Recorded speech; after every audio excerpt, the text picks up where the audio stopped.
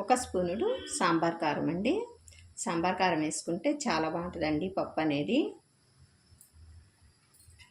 కొద్దిగా వాటర్ పోసుకొని కుక్కర్ మూత పెట్టేసుకోవాలి.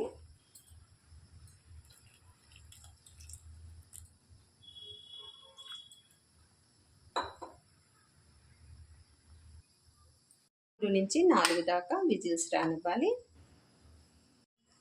కుక్కర్ మూత తీసి చూసుకోవాలి.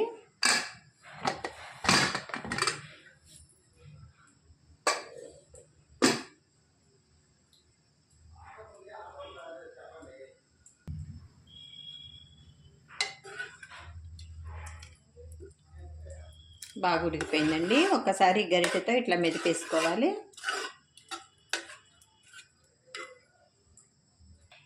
ఇందులోనికి రుచికి సరిపడా ఉప్పు వేసేసుకోవాలి.